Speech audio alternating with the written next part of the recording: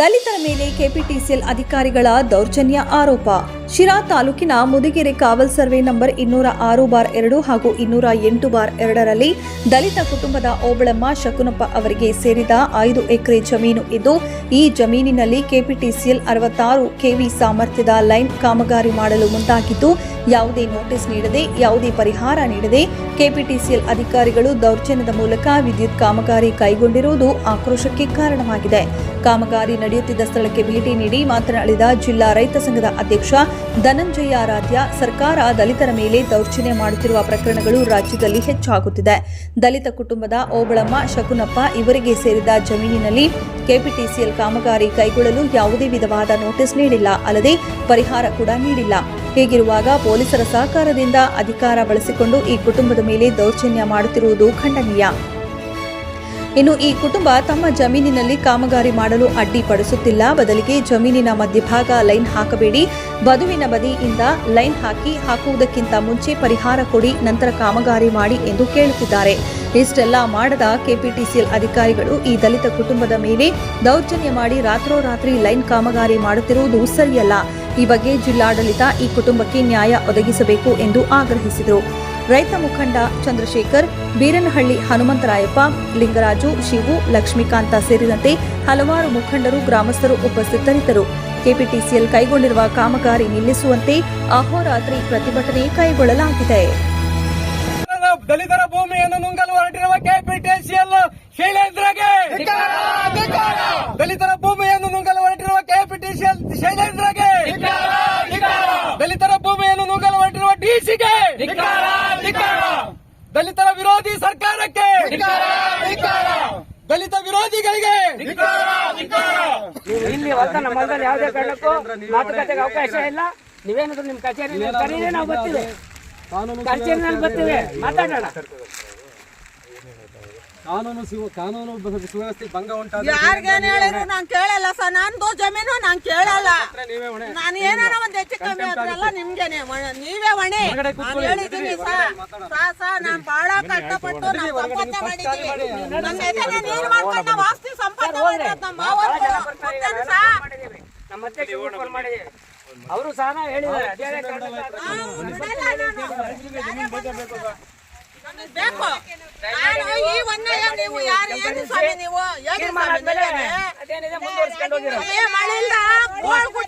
ಸಂವಿಧಾನ ಈ ದೇಶದಾಗ ಅಲ್ಟಿಮೇಟ್. ನೀವು ಕಾನೂನು ಹೆಂಗ್ ಉಲ್ಲಂಘನೆ ಮಾಡ್ತಾ ಇದ್ದೀರಿ ನೋಡಿ. ಬಾಯ್ ಬಿಡ್ಕೊಂಡ ನನ್ ಪ್ರಾಣ ಹೋಗ್ಬಿಟ್ಟೈತೆ. ಕಾನೂನನ್ನ ಹೆಂಗ್ ಕೈ ತಗೊಳ್ತಾ ಇದ್ದೀರಿ? ಯಾರು ಸರಿ ಅಂತಾರೆ? ಕಷ್ಟ ಬಿದ್ದಿದ್ದೀವಿ ಅಂದ್ರೆ ಭಗವಂತ ಕಷ್ಟ ಬಿದ್ದು ಉತ್ತಿ ಬೆಳೆ ಇಟ್ಟವ್ರೆ. ಆ ಫಸ್ಲಲ್ಲಿ ನೀವ್ ಹೆಂಗ್ ಬಂದ್ ಟವರ್ ಹಾಕಕ್ ಬಂದ್ರಿ ಸರ್ ನೀವು? ಮಾತಾಡಿ ಸರ್. ಅಲ್ಲ ಸರಿನಾ ನೀವು ಮಾಡಿದ್ದು? ನೀವು ಮಾಡಿರೋ ಕೆಲಸ ನಿಮ್ಗೆ ಆತ್ಮಸಾಗಿ ಒಪ್ಪುತ್ತಾ? ದಯಮಾಡಿ ಹೋಗ್ಬೇಕು, ಹೊಲದಿಂದ ಬಿಡ್ಬೇಕು ನೀವು. ನೋಡಿ ಇಷ್ಟೆಲ್ಲ ಅಷ್ಟು ಕ್ಯಾನ್ಸರ್ ಕೂಡ ಬೆಳೆ ನಷ್ಟನ ನಿಮ್ದು ತೀರ್ಮಾನ ಮಾಡ್ಕೊಂಡು ನಮ್ಮ ಬೆಳೆ ಕಟಾವ್ ಮಾಡ್ಕೊಂಡ್ರೆ ನೀವು ಬನ್ನಿ, ಯಾರು ಬೇಡ ಅಂತಾರೆ. ಸೆಟ್ರೇಟ್ ಆಗಿಲ್ಲ, ಬೆಳೆ ಇಕ್ಕಿದೀವಿ. ಬೆಳೆ ಇಕ್ಕಿರೋದ್ರ ನೋಡಿ ಸರ್, ಇದು ಟ್ರಾಕ್ಟರ್ ಅಲ್ಲಿ ರಾಗಿ ಬೆಳೆ ಹೋಗಿತ್ತಲ್ಲ ಸರ್, ರೈತಂದು ಅವ್ರ ಮನೆ ಹಾಳಾಗೋಯ್ತಲ್ಲ ಸರ್. ಇದು ಏನಿದು ಕತೆ? ಇದು ಇಲ್ಲ, ಯಾರು ಸಹ ಕೊಡ್ತಾರೆ ಪರಿಹಾರ? ಪರಿಹಾರ ಕೊಡ್ತಾರೆ.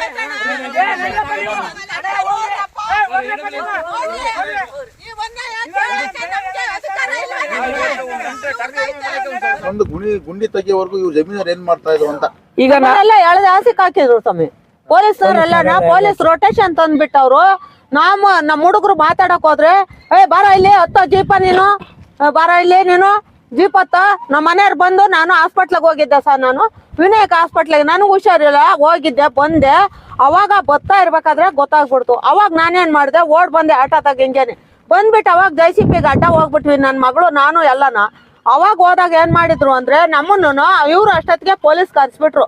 ಅವರು ಲೇಡೀಸ್ ಬಂದು ನಾವು ಅವ್ರ ಕಾಲ್ಗೆಲ್ಲ ಬಿದ್ದು ಕೇಳ್ಕೊಂಡ್ವಿ, ಅಮ್ಮ ದಯವಿಟ್ಟು ನೀವು ಸುಮ್ನಿರ್ರಿ, ಮೇಡಮ್ ಅವರೇ ಸುಮ್ನಿರ್ರಿ, ನಮ್ಗೆ ಅನ್ಯಾಯ ಆಗ್ತೈತೆ, ಇದನ್ನ ತೆಗಿಬೇಡ್ರಿ, ನಮ್ಗೆ ಯಾವ್ದೇ ಕಾರಣಕ್ಕೂ ಟವರ್ ಇಲ್ಲ ಹಾಕ್ಬೇಡ್ರಿ, ನಮ್ಗೆಲ್ಲ ನೋಡ್ರಿ ಬೆಳೆ ನಷ್ಟ ಆಗಿರೋದ್ ನೋಡ್ರಿ ಅಂತ ನನಗೆ ಎದೆ ಬಡ್ಕೊಂಡ್ಬಿಟ್ಟು ನನಗೆ ಜ್ಞಾನನ ಹೇಳ್ದಂಗಾತು ಸ್ವಾಮಿ. ಹಾಸ್ಪಿಟ್ಲಿಗೆ ನನ್ನ ಹಾಸ್ಪಿಟ್ಲಿಗೆ ಕರ್ಕೊಂಡು ಹೋಗ್ಬಿಟ್ಟು ಬಾಟ್ಲಿಗಿಟ್ಲೆಲ್ಲ ಹಾಕ್ಸ್ಬಿಟ್ಟು ನನ್ನ ಹಾಸ್ಪಿಟ್ಲಿಗೆ ಅಡ್ಮಿಟ್ ಮಾಡ್ಬಿಟ್ರು ಸ್ವಾಮಿ. ನನ್ನ ತುಮಕೂರ್ಗೆಲ್ಲ ಹೋಗಿ, ಇಲ್ಲಿ ಸಿರಾದಾಗೆಲ್ಲ ಹೋಗ್ಬಿಟ್ಟು ನಮ್ಮನ್ನ ನಾವು ಮಕ್ಕಳನ್ನೆಲ್ಲ ಎಳ್ದಾಡಿ, ನಮ್ಮ ಹೆಣ್ಮಕ್ಳನ್ನ ಅವರು ಪೊಲೀಸ್ಗಳು ಆಸಕ್ ಹೋಗ್ರಿ ನಮ್ಮ ಹುಡುಗರ್ನ ಬರ ಇಲ್ಲಿ ಜೀಪ್ ಎತ್ ಬಾರೋ ಅಂಕಣ ಹಿಂಕಣ ಏನ ಕೆಲಸ ಮಾಡ್ಸಕ್ ದೌರ್ಜನ್ಯ ಮಾಡ್ತೀರೇನೋ ಅಂತ ನಮ್ಮ ಹುಡುಗ್ರು ಎದ್ರಿಕೊಂಡು ನಮ್ಮ ಹುಡುಗರ್ನ ಹೋಗಂಗ್ ಮಾಡ್ಯಾರಿ. ಈಗ ಕಂಬ ಹಾಕಕ್ ಬಂದಿದಾರಲ್ಲ ಟವರ್ ಹಾಕಕ್ಕೆ, ನಿಮ್ಗೆ ಬಂದು ಈ ತರ ಜಮೀನಿಗೆ ಟವರ್ ಹಾಕ್ಬೇಕು ನಿಮ್ಗೆ ಪರಿಹಾರ ಸಿಗುತ್ತೆ ಅಂತ ಹೇಳಿ ಯಾರು ಏನು ಹೇಳಿಲ್ಲ? ಏನು ಹೇಳಿಲ್ಲ ಏನು ಹೇಳಿಲ್ಲ. ಪರಿಹಾರ ಕೊಟ್ಟೇ ಇಲ್ಲ. ಪರಿಹಾರ ₹1 ಕೊಟ್ಟಿಲ್ಲ ನಮ್ಗೆ. ನಾವು ಅವ್ರನ್ನ ಅಲ್ಗೂ ಕೇಳ್ಕೊಂಡಿದೀವಿ, ಒಂದ್ ಕಡೆ ಸೈಡ್ಗೆ ಹಾಕ್ಯಾಡ್ರಿ, ನಮಗ್ ಪರಿಹಾರ ಕೊಡ್ರಿ. ನಮಗ್ ಕೇಳೋದೇನು ನಾವ್ ಇಷ್ಟೇನೆ. ಕೋರ್ಟ್ನೊಳಗ್ ಮುಂತಾಗ ಕೋರ್ಟ್ಗೆಲ್ಲ ಹಾಕಿದೀವಿ ನಾವು. ಈಗ ವರ್ಷದಿಂದ ಕೋರ್ಟ್ ಓಡಾಡಿದೀವಿ. ನಾವು ಬಡವರು, ಸಾಲ ಬಾಲ ಮಾಡಿ ಬೆಳೆ ಇಕ್ಕಿದೀನಿ, ಸಾಲ ಮಾಡಿ ಕೋರ್ಟ್ ಓಡಾಡಿದೀನಿ. ನನಗೆ ನ್ಯಾಯನೇ ಕೊಡ್ತಾ ಇಲ್ಲ ಸಮಯರು. ಏನಂತ ಬಂದವರು? ಅವ್ರು ಏನ್ ಹೇಳ್ತಾವ್ರೆ, ನಿನಗ್ ಬರ್ತೈತಮ್ಮ ಪರಿಹಾರ, ಅದೇನಿದ್ರು ನೀನ್ ಕೋರ್ಟ್ನಾಗ ಮಾತಾಡ್ಕ ನೀನ್ ಇಲ್ಲೇನು ನಮ್ಮನ್ನ ಹೆಂಗ್ ಕೇಳ್ಬೇಡ, ನಾವು ಹಾಕಿ ಹಾಕ್ತಿವಿ ಅಂತ. ರಾತ್ರಿ ಮಳೆ ಬರ್ತಾ ಇದ್ರು 2 ರಾತ್ರಿ ನನ್ನ ಆಸ್ಪತ್ರೆ ಒಳಗ್ ನಾನು ಇದ್ರು ನಾನು ಇಲ್ಲೇ ಇದ್ದೀನಿ. ನನಗ್ ಮಾತೇ ಇಲ್ಲ. ನನಗೆ ನನ್ ಮಕ್ಳು ನಾನು ಹೆಣ ಬಿದ್ದಂಗ್ ಬಿದ್ದಿದ್ದೀನಿ. ನನ್ ಮಕ್ಳು ಎಲ್ಲ ಬಾಯಿ ಚಚ್ಕೊಂತಾವ್ರೆ. ನಮ್ಮ ಅಮ್ಮ ಹೊರಟೋದ್ರು ಆದ್ರೂ ಕೆಲಸ ಮಾಡ್ತಾವ್ರೆ ನನ್ ಪ್ರಾಣ ಹೋದ್ರು ಪರವಾಗಿಲ್ಲ. ಅವ್ರಿಗೇನು ಕಂಬ ಹಾಕ್ಬೇಕು. ಅವ್ರಿಗೆ ನನ್ ಪ್ರಾಣ ಹೋಗೈತೆ. ಅವಾಗ ಸಂಬಂಧಪಟ್ಟಾಗ ನೀವು ಪೊಲೀಸ್ ಇಲಾಖೆ ತಿಳಿಸ್ತಿಲ್ಲ? ಪೊಲೀಸ್ ಇಲಾಖೆನೇ ಇತ್ತು.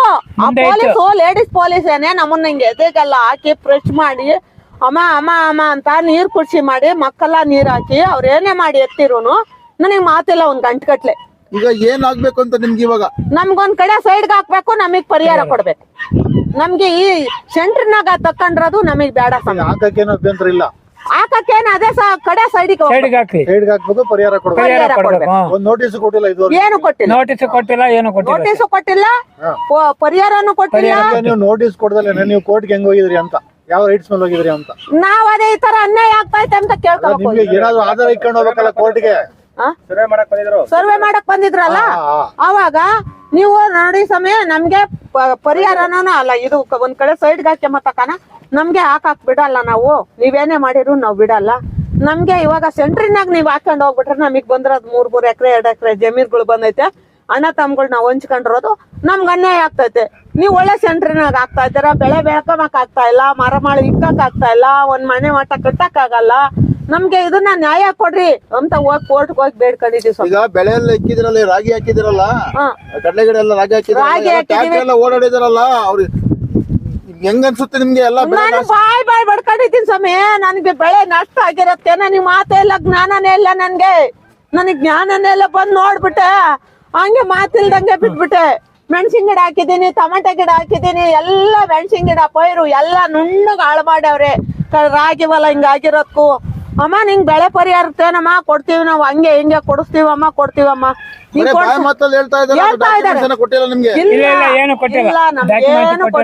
ಡಾಕ್ಯುಮೆಂಟ್ಸ್ ಕೊಟ್ಟಿಲ್ಲ, ₹1 ಕೊಟ್ಟಿಲ್ಲ. ಈ ತರ ಕೆಸರುಗದ್ದೆ, ಈ ತರ ದೌರ್ಜನ್ಯ ಮಾಡ್ಕೊಂಡು ಕೆಸರುಗದ್ದೆ ಮಾಡ್ದಂಗ್ ಮಾಡ್ಬಿಟ್ಟು ನಮ್ಗಿಷ್ಟು ಅನ್ಯಾಯ ಆದ್ರೂನು ಅವ್ರಿಗೊಂದ್ ಸ್ವಲ್ಪನೂ ಕರುಣೆನೂ ಇಲ್ಲ, ಏನಿಲ್ಲ. ನನ್ ಪ್ರಾಣ ಹೋಗೈತಂತ ನನ್ ಮಗಳು ನೋಡ್ರಿ ವಿಡಿಯೋದಾಗ ಐತೆ. ಬೇಕಾರೆ ಬಾಯಿ ಚಚ್ಕೊಂಡಿದ್ರು ಅವ್ರಿಗೆ ಒಬ್ರನ್ನ ನಿಲ್ಲಿಸ್ತಾ ಇಲ್ಲ ಕೆಲಸ. ಪೊಲೀಸ್ ಸ್ಟೇಷನ್ ಅವ್ರು ಪೊಲೀಸ್ನವ್ರು ಎಲ್ಲಿ ಇದ್ದು ನಾವೇ ಇದ್ದೀವಲ್ಲ. ನೀನೇ ಕಂಪ್ಲೇಂಟ್ ಕೊಡ್ತೀಯ? ಕಂಪ್ಲೇಂಟ್ ಕೊಡಕ್ ಹೋದ್ವಿ ಸ್ವಾಮಿ ನಾವು. ನೀನೇ ಕಂಪ್ಲೇಂಟ್ ಕೊಡ್ತೀಯ? ನಾವ್ ಇಲ್ಲೇ ಇದ್ದೀವಲ್ಲ ಪೊಲೀಸ್ನವ್ರು. ನಿನ್ಗೇನ್ ಬೇಕು ಇಲ್ಲೇ ಕೇಳು ಅಂತ ಕೇಳ್ತಾರ ಅವ್ರು. ನೋಡಿ ಸ್ವಾಮಿ, ನಮ್ಗೆ ಇಷ್ಟ ಮಾಡ್ತೀರಾ? ಈಗ ನಿಮ್ಗೆ ಎಲ್ಲವರೆಗೂ ಮಾಡ್ತೀರಾ ಪ್ರತಿಭಟನೆ? ಈಗ ನಮ್ಗೆ ನ್ಯಾಯ ಸಿಗ್ಬೇಕು. ನ್ಯಾಯ ಸಿಗೋವರೆಗೂ ನಮಗೆ ಹಾಕಕ್ ಕೊಡಲ್ಲ. ಒಂದ್ ವೇಳೆ ದಬ್ಬಾಳಿಕೆ ಮಾಡಿದ್ರೆ ನಮ್ಗೆ ಅನ್ಯಾಯ. ಇದು ನನ್ ಜೀವನ ಇದ್ರಾಗ ಹೋಗ್ಬಿಡ್ತೈತಿ ಅಷ್ಟೇ. ನನ್ ಪ್ರಾಣನೇ ಹೋಗ್ತೈತೆ. ಅವಾಗ ಅವ್ರು ಹಂಗೆ ಯಾಕೆ ಹೋಗ್ಬಿಡ್ಲಿ. ಏನಾಯ್ತು ಕೋರ್ಟಲ್ಲಿ? ಸ್ಟೇ ಆಗಿದೆ. ಸ್ಟೇ ಆಗಿದೆ ಸಾವೆ. ಇವ್ರು ಹೇಳೋದು ನಿಮಗ್ ಸ್ಟೇ ಆಗಿಲ್ಲ, ಸುಳ್ಳು. ಡಾಕ್ಯುಮೆಂಟ್ಸ್ ಸ್ಟೇ ಆಗಿರೋದು ಐತೆ. ತೋರ್ಸಿದೀವಿ. ತೋರ್ಸಿರು ಇದಲ್ಲ ಅದು ಅದಲ್ಲ ಇದು ಅಂತ ಹೇಳ್ತಾವ್ರ. ಇದಕ್ಕೆಲ್ಲ ಯಾರು ಹೊಣೆ ನೇರವಾಗಿ ಅಂತ? ನೀವು ಯಾರು ಹೊಣೆ ಮಾಡ್ತೀರಾ? ಶೈಲೇಂದ್ರ ಅಂತ.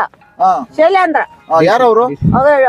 ಇವ್ರು ಈಗ ಬಂದಾರ ಅಲ್ಲೇ ಹೊರಗಡೆಗ ಅವ್ರೆ. ಆಗ್ಲೇ ಇದ್ರು ಎಡಬೆಲೆ ಅಂತ ಅವ್ರೆ. ಬೆಸ್ಕಾಮ ಕೆಪಿಟಿಸಿಎಲ್.